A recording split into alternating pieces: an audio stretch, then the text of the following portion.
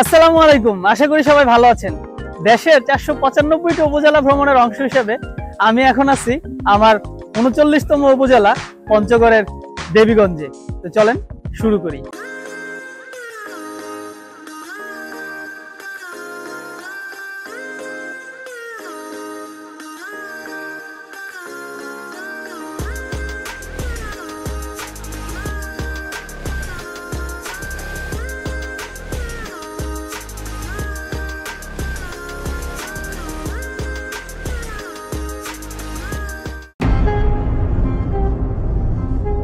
আমি এখন আছি দেবীগঞ্জের শালডাঙ্গা গ্রামে, আর আমার পিছনেই হচ্ছে দেবীগঞ্জের খুবই বিখ্যাত একটি মন্দির। এটি হচ্ছে গোলকধাম মন্দির। মন্দিরটি হচ্ছে একটি 6 কোণাকৃতির মন্দির এবং বাংলাদেশে যতগুলো এরকম প্রাচীন মন্দির রয়েছে তার মধ্যে এটি কিন্তু একদিক দিয়ে সম্পূর্ণই ব্যতিক্রম। এরকম 6 কোণাকৃতি মন্দির কিন্তু বাংলাদেশে খুব বেশি একটা নেই।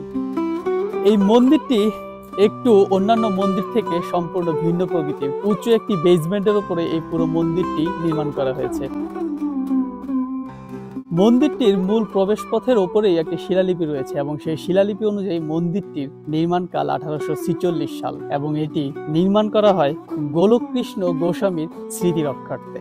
মন্দিরটিতে প্রবেশের জন্য যে সিঁড়িটি, সেই সিঁড়িটি দিয়ে বেসমেন্টের উপরে উঠলে তার ভিতরে রয়েছে একটি কক্ষ, আর এর সামনেই রয়েছে একটি কূপ। ধারণা করা হয় যে মন্দিরটি যখন নির্মাণ করা হয়েছিল তখন এই পূজার কাজের জন্য এই কুয়া থেকে পানি নেওয়া হতো।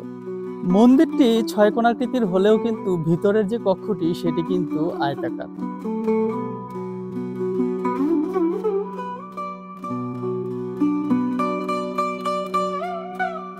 এই মন্দিরটি যদি আপনারা কেউ ঘুরে দেখতে চান তাহলে চলে আসতে পারেন, তবে যখনই আসবেন তখনই দেখবেন যে গেটে এরকম তালা মারা থাকে। তবে চিন্তার কোনো কারণ নেই, গেটের উপরে যে নাম্বারটি দেওয়া থাকবে সেই নাম্বারটিতে কল করে বললেই আপনাকে এসে চাবিটি দিয়ে যাবে মন্দিরটি খুলে দেখার জন্য।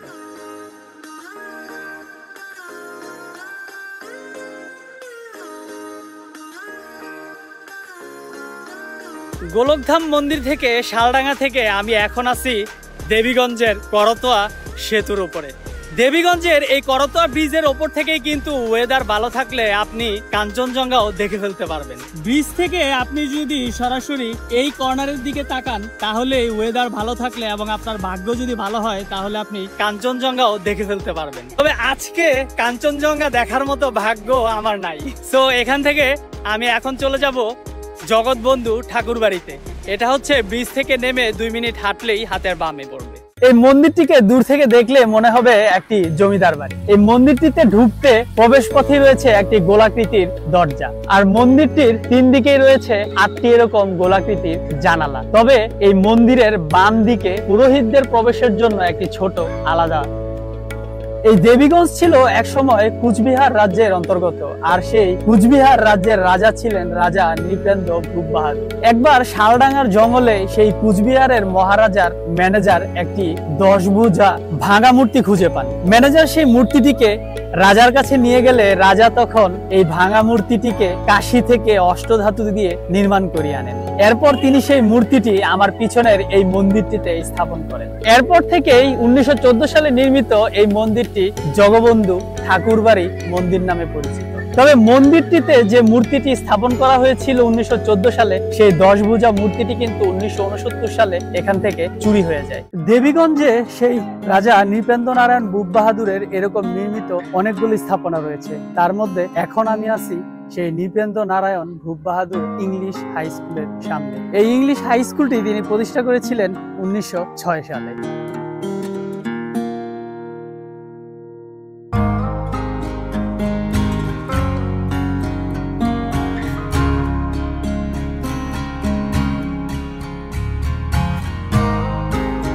দেবীগঞ্জ উপজেলা ঘোরাঘুরি শেষ করে এখন চলে আসলাম দেবীগঞ্জ উপজেলা মোড়ে পঞ্চরস নামে একটা মিষ্টির দোকানে। পঞ্চরস নাকি বিখ্যাত হচ্ছে তাদের দইয়ের জন্য। তা আমি দইটার কথা শুনছি, এই জন্য ট্রাই করতে চলে আসলাম দইটা। যদিও ছোট দই নেই, তাই এখন হচ্ছে বাধ্য হয়ে এত বড় একটা পাতিল নিতে হইলো। এখন বড়টা নিছি, বড়টা হচ্ছে 150 টাকা, আর কাপ দই গুলো নাকি 30 টাকা করে। এশিয়ার দইয়ের মতো হচ্ছে একদম সরা দই, খুব বেশি মিষ্টিও না আবার টকও না, এই জন্য ভালো লাগতেছে খেয়ে।